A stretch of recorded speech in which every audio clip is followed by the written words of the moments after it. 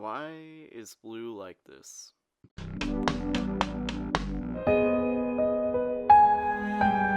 Hello everyone, welcome back to Let's Talk with Tom. My name is Tom, and we all know the drill here. It's time to roast. Oh, it's the end of summer, gotta have that last roast in there.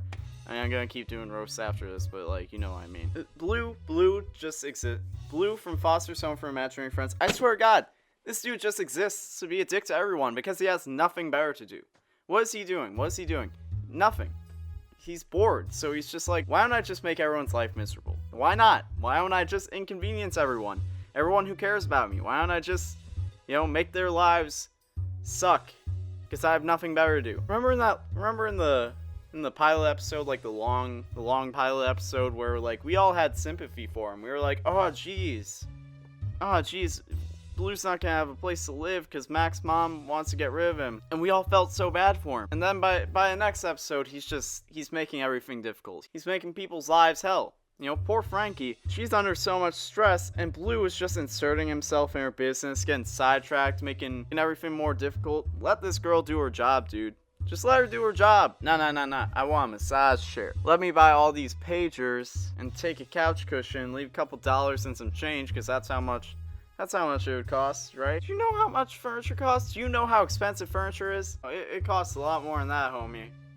What the hell? Frankie has so much on her plate. She just wants to keep everything together. She doesn't want everything to fall apart. Like her job isn't hard enough already. And Mac, poor Mac, he did so much for Blue. And what has he gotten in return? One day, Blue is going to push Mac over the edge. Mac is just going to be standing on top of a bridge, ready to jump. And Wilt is going to be down there like, Mac, don't do it. And Blue's going to be down there like, Mac, do a flip. Fuck you, Blue. You're a piece of shit. How many conflicts in this show are not caused by Blue? How many? The vast majority of the conflicts in Foster's Home for Imaginary Friends are thanks to Blue.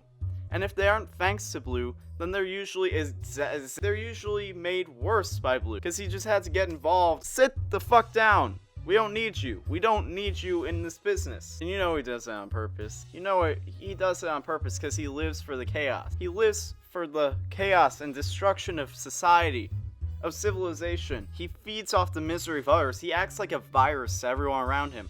Poor Wilt.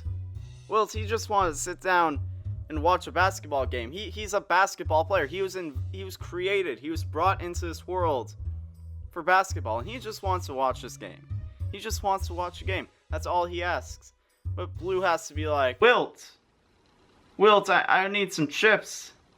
I need some chips. Wilt is just too nice, and like every little thing between the TV and the kitchen, it sidetracks him. And he's going to lengths. He's going to lengths to make sure that Blue gets these chips. He's in space. He's in the middle of nowhere. And this poor amputee red giant basketball player just wants to watch basketball. And then he misses the game. And Blue has the fucking nerve to be like, these ain't salt and vinegar. Wilt, I want salt and vinegar chips. I can't eat these. This is how you're gonna repay him? These people do so much for you, Blue. And you give them nothing in return but your bullshit. That's all you give them back. Blue had to make Wilt walk 1,000 miles, go up to space, when he could just slid into the kitchen and got his goddamn chips himself. You fucking prick. He's like a toxic cloud in the lives of these people. And we all know Eduardo. Eduardo is so innocent. He's so pure. He is a cinnamon roll, like the internet likes to call him. And Blue just abuses him. And you know whose fault it is? It's Mac's fault. It's all Mac's fault. Mac had to bring him into existence. Mac is the mastermind behind all of this. What if Mac is the one who really wants to see the fall of society? And he just created Blue as a catalyst to do it. And the best part about it is he avoids the blame for it. Blue is just a demon from hell, and Mac is Satan. And nobody knows Mac is Satan. Look at that red shirt. You know he's Satan because he's wearing red. That's how it works. That's how the equation works. Red equals Satan. Look at his peaceful, humble abode. Mac saw that, and he knew he had to destroy it, recklessly bringing this monster into existence for the world to deal with. Mac's mother never wanted to kick Blue out of the house. Mac lied. And he made a deal with them. He made a deal with the fine folks at Foster's. They would make sure that no one could ever adopt Blue, so they could never get rid of him. They signed a deal with the devil, and they didn't even realize it.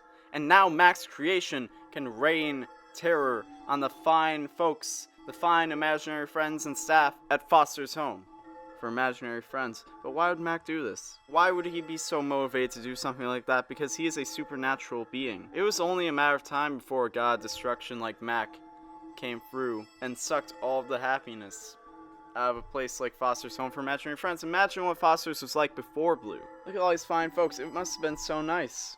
But now, even the Omni King Xeno fears BLOO and Mac because he knows that they're too powerful. He fears BLOO and Mac's ability to destroy everything that anyone has ever loved. He's become too powerful. But have they become powerful enough to defeat Goku? Find out next time on Dragon Ball Super.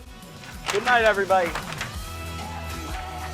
Thank you for watching Let's Talk with Tom on the Roundtable, but Tom isn't just on the Roundtable. I have my own self-titled personal channel, I have a Twitter, I have an Instagram, I have a Snapchat, I have all that good stuff. In fact, I even have a Tumblr. So, if you're interested in any of that, check that out, and I'll see you next time. Goodbye!